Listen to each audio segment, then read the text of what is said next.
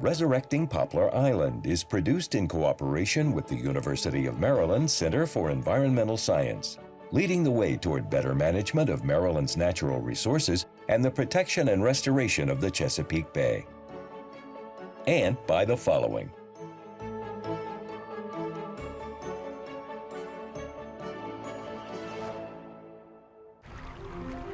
The islands of Chesapeake Bay have a problem. They're vanishing. The land is sinking. Shorelines are eroding. And the tides, they're only getting higher. We know that sea level is rising. We also know that sea level rise is accelerating. There used to be 200+ islands in Chesapeake Bay. This is the story of one of those islands, nearly lost.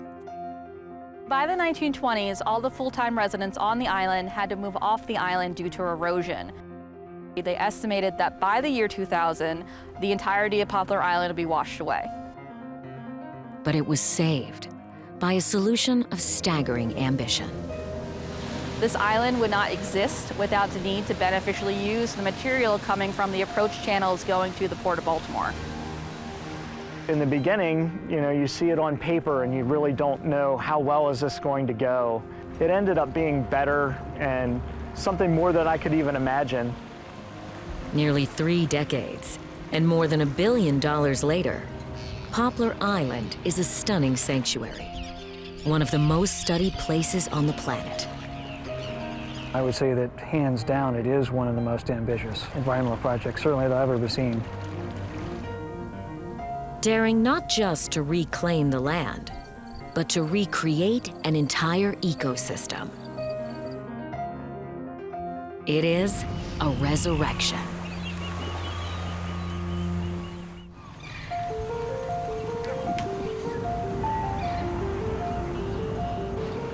We're from Vienna Elementary, and we're getting ready to release our terrapin on Poplar Island. Well, good morning, everybody. Welcome here to our land base, everyone. My name is Christina. I'll be doing the tour with you guys today. Our terrapin is named Chip.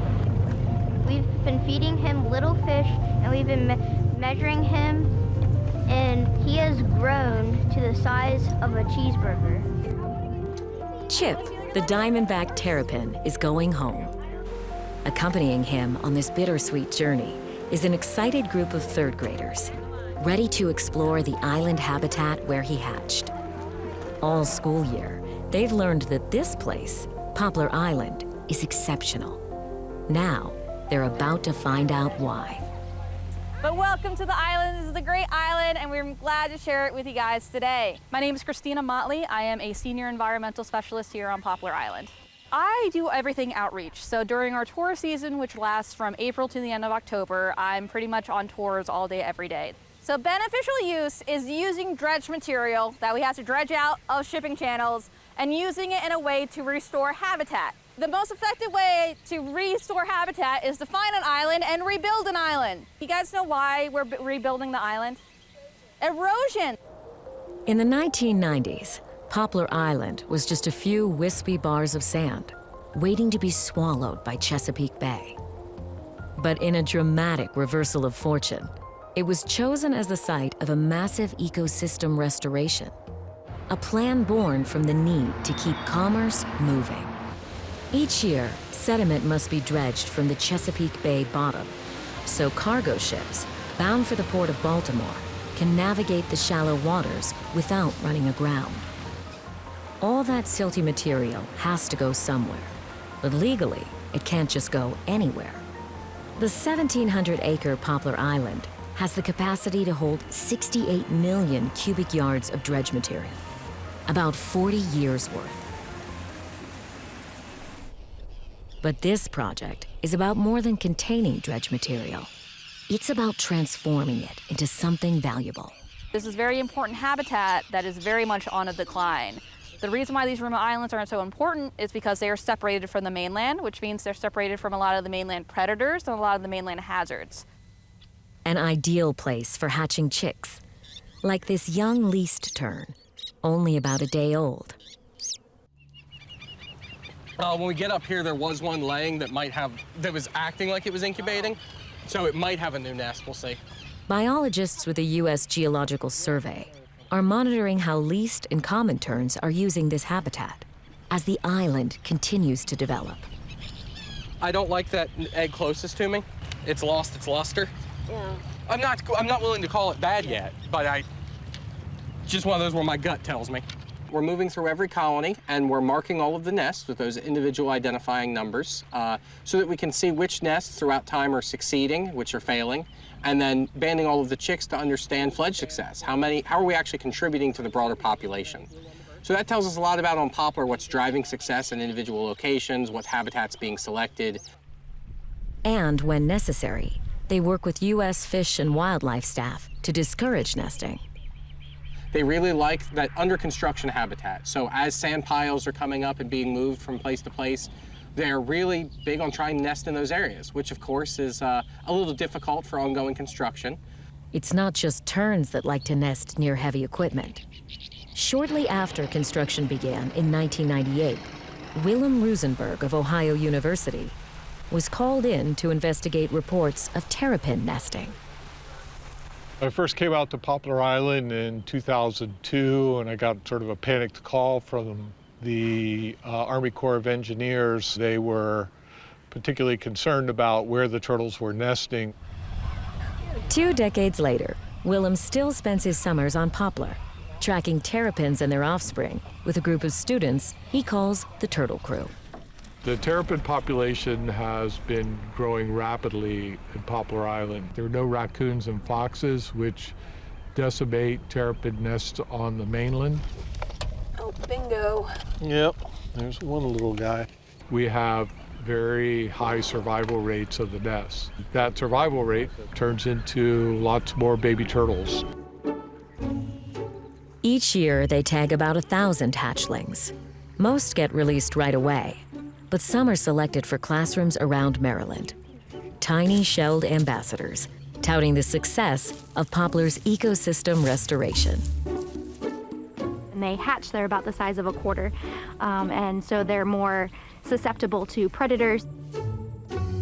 Those that we raise in our classroom are able to grow about the size of a cheeseburger, is what we tell the kids, and have a head start above their peers, if you will. It's going really well. If you compare the babies that we release versus the head starts have a 3-fold higher survival rate. This one's got 13 right marginals. The Turtle Crew marks each hatchling with an identifying notch signifying its birth year. A chip that inspired this chip's name, and a mark that will allow the Turtle Crew to identify him if they happen to come across him again. A scenario these kids are hoping for. Some kids get very, very attached to the terrapin. They say their little goodbyes, and then they have almost like a mother hen experience of letting their child go free from the nest.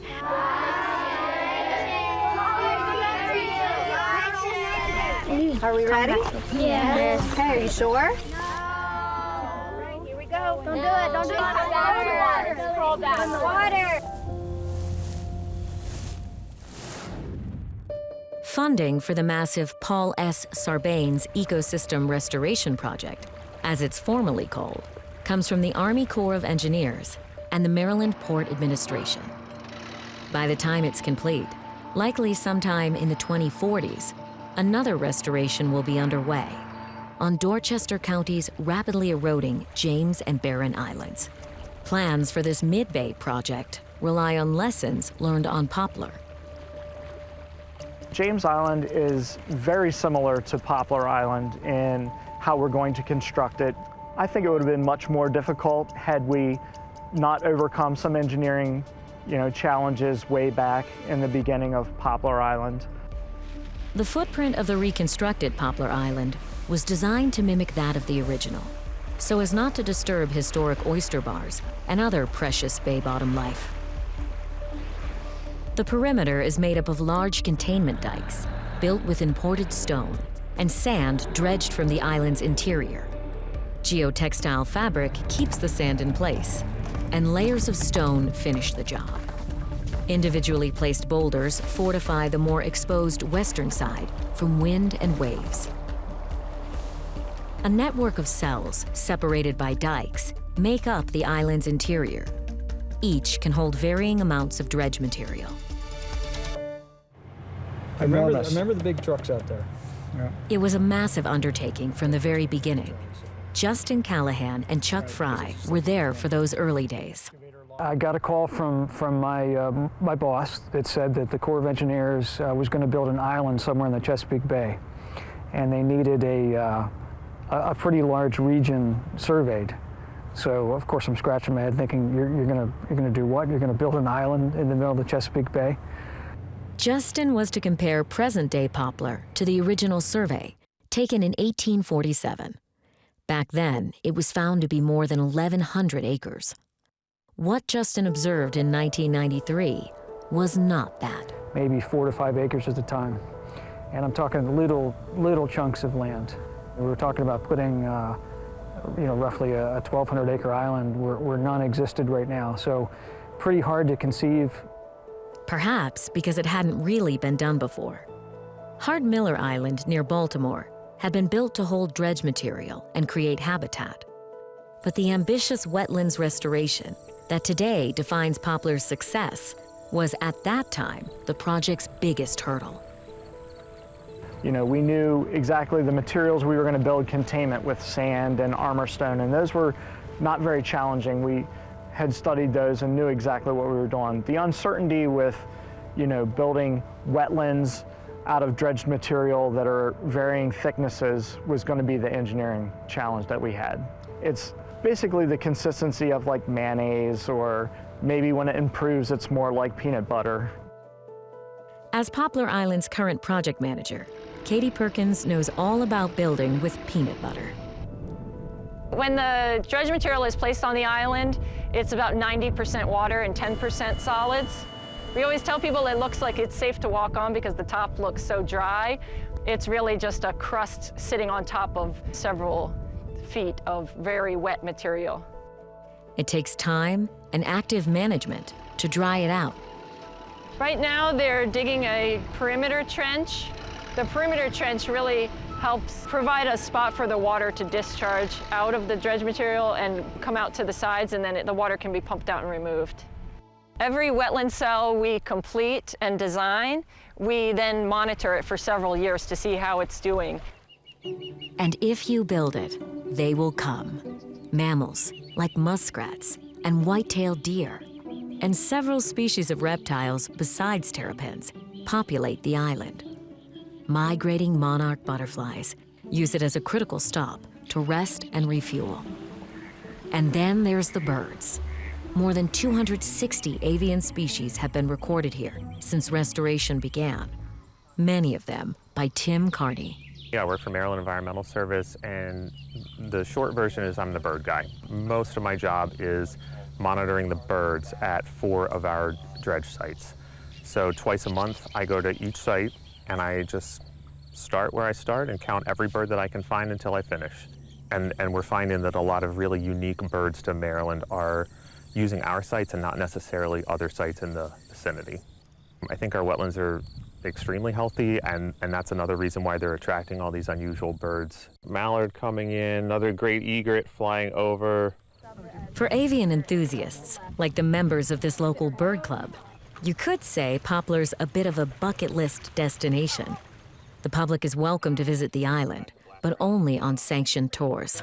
Kind of duck-like, but it's actually a rail. A lot of people, when they come to the island, they are surprised with how big and vast it is. We get a lot of interest about the history of the island. Poplar's past is packed with compelling stories. It was the site of an illegal Prohibition-era distillery and a staging area for British warships during the War of 1812. And then there's the tale of the ill-fated Black Cat Farm, established in 1847 by Charles Carroll, not the founding father, his grandson. This Charles Carroll saw himself as an entrepreneur, and he got a hot tip that black cat fur was going to sell really, really well in China. So he had one of his associates put an ad out in the local paper asking the locals for 1,000 black cats. So he got his initial stock of cats from the mainland. He brought them over here to Poplar. It's an island, so the cats really couldn't go anywhere. Unfortunately for Carroll, the bay froze that winter. Story goes, we walked straight across the ice back to the mainland. And that was the end of Charles Carroll and his black cat farm. The island's recorded history begins with English explorer Captain John Smith and his famous 1612 map of Chesapeake Bay. On the map, there is a group of islands called the Winston Islands that he placed on there, and we believe that they might have been Poplar Island. But it was English surveyor William Claiborne who named the island, coining it Popley's Island after a friend. Over time, Popley's evolved to Poplar. By the early 20th century, erosion had split the island into 3 pieces, creating Coach's Island to the south and Cobbler's Neck to the east. At that time, 15 families, mostly farmers and watermen, called these islands home. My name is Lee Howarth, and my connection to Poplar Island is that my great-grandfather and his father owned land on the island and lived there their whole lives. From what I know, life was pretty hard out on the island. You know, especially the winters were very difficult. So we've got a Bible that was my great-grandmother's. She slept with a pistol under her pillow, yeah, at night. She was just her and the 2 boys, and I guess she felt she needed that for protection. But the greatest threat came from the rising tides. By the 1920s, Lee's ancestors, including his great-uncle Harvey, were forced to leave. Left behind was the family cemetery and those buried there. So that's in '66, which would have been about the time that he took the tombstones off the island. So he was not a young man when he went out there. Upon learning the cemetery was about to be lost to the bay, Harvey set out to recover his family's remains, enlisting the help of local waterman Willie Rowe, who recalled the mission shortly before he died in 2022. The bank was about 10 or 12 feet high, and we made a rope ladder and got up the bank. And the cedar tree had blown over on top of the stones. They didn't have any tools. They weren't planning to retrieve the tombstones at that time, but they ended up loading the tombstones, digging them out by hand, and loading the tombstones onto Willie Rowe's skiff and bringing them back to Tillman and putting them in Willie Rowe's yard. And that's where they stayed for 50-plus years. The story of Willie Rowe standing sentry over the salvaged headstones is ingrained in Howarth family lore. Over the years, I've heard, you know, we got to get these tombstones out of Willie Rowe's yard. We've got to get them into a permanent place. I think it's just almost like a burden it has been over the years. A burden now lifted after Lee set in motion events that brought about this very special family reunion. Lee contacted me by email, kind of out of the blue, and told me that his family had some headstones that actually were formerly on Poplar Island, and how would we feel about returning them to Poplar Island. I felt very excited because so much of Poplar Island is about restoring nature, but there is also a lot of human history out here, and bringing this piece of human history back is nice because it's really the only tangible piece that we have to show people. It took 3 years, but now the stones are back. And Lee's family, including his dad, Lewis, is visiting this sacred place for the first time. There's your grandfather. I think my Uncle Harvey and my father would appreciate him being back here very, very much. They couldn't have done a better job. And from what we're told, this is very close to where they originally would have been. These were hardworking, humble people. They probably would have a fit about all this hubbub being made over it. But they did occupy this island. They lived here. I just feel like it's where they need to be. In 1930, as Lee's family was leaving, some very wealthy and influential Democrats were moving in. They purchased Poplar Island and the smaller, sheltered Cobbler's Neck, which was renamed Jefferson Island. There, they built an exclusive club. Distinguished members included President Franklin Roosevelt and his successor, Harry Truman. A place to conduct some of their business, but also have relaxation, enjoy the Chesapeake Bay and the seafood. They had softball games with the congressmen and different people here. One of the most famous things was just after VJ Day, they threw a big party, which included an endless list of military generals, Supreme Court Justice. Also in attendance that day in 1945 was Mary Jane Fairbank, daughter of the club's manager. This is my autograph book from high school. So I have my high school autographs and the presidential party autographs all mixed together. It says, "Best wishes, Harry S. Truman." He was so down to earth. He wanted to eat outside because it was a nice day. So we took the dining room table, put it on the porch, had dinner, and that's when I spilled a bowl of peas on the president's back. And I was just looking at the floor and thought, swallow me. But he laughed and he said, "Don't worry about it, honey. You'll have a story to tell your grandchildren." These days, there's not much to see on Jefferson Island. The club is long gone. Just across the way, the progress continues on Poplar, where the focus is on how to keep this latest chapter in the island story from becoming just another tale from the past. My name's Lori Staver. I'm a wetland ecologist and I work out here at Poplar Island. As a research professor with the University of Maryland Center for Environmental Science, Lori has been studying Poplar's wetlands since the first cell was completed in 2003. So, here's a little snail. The reason we are so focused on sustainability in the marshes is because this is a long-term project. It's a 40-year project, but eventually most of the monitoring and the management will come to an end. And so we want to build these marshes to be as resilient to sea level rise as possible, anticipating that end date.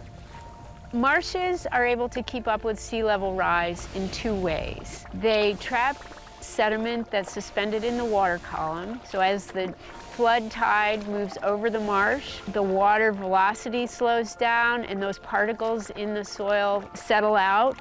But we don't have a lot of suspended inorganic sediment in this part of Chesapeake Bay. Here, the more important contributor to that increase in elevation in the marsh surface is the plants themselves.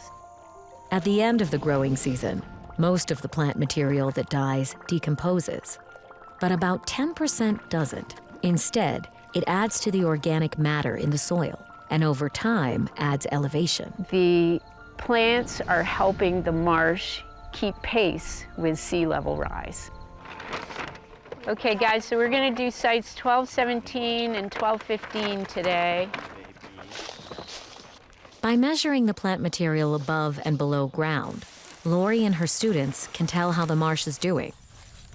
A marsh that's drowning will have lower production of plant material than a marsh that's healthy. So this is a soil core that we just extracted right here. The lower part is the dredge material that was placed here, and then the dark matter on top is partially decayed plant material from the plants that are growing here. The data help Poplar's design team determine the starting elevation of each new wetland cell. It's gotta be just right. If it's too low, there will be too much inundation and essentially the plants will drown. If it's too high, it'll be too dry for them to thrive.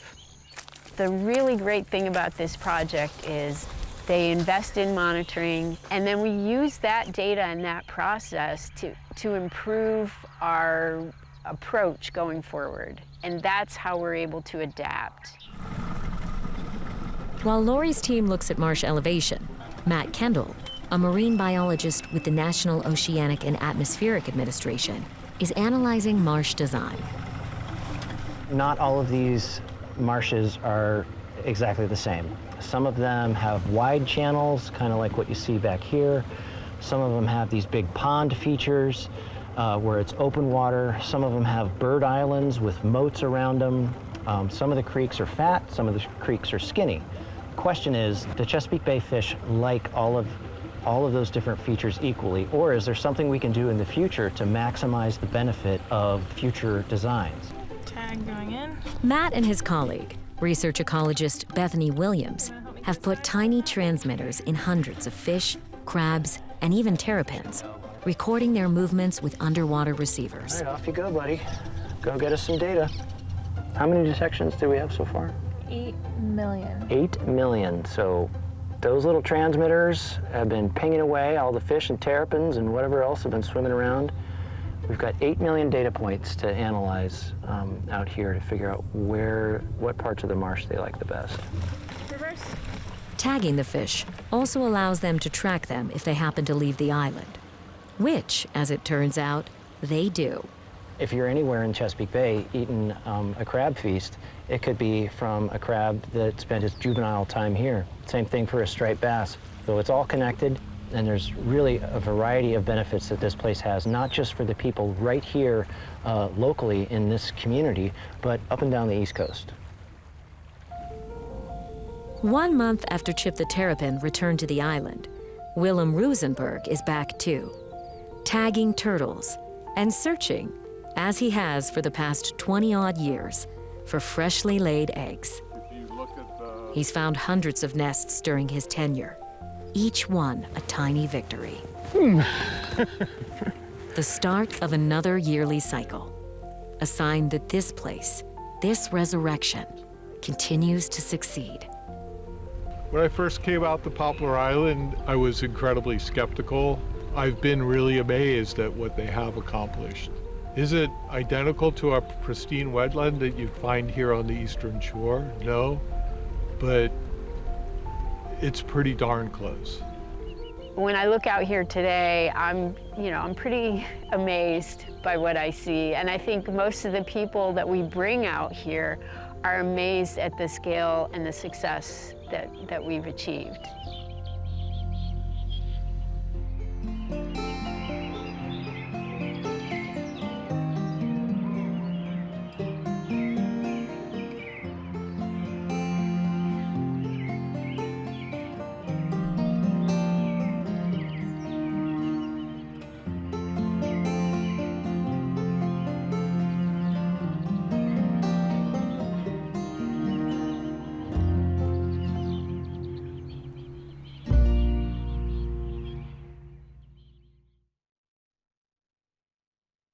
Resurrecting Poplar Island was produced in cooperation with the University of Maryland Center for Environmental Science, leading the way toward better management of Maryland's natural resources and the protection and restoration of the Chesapeake Bay. And by the following: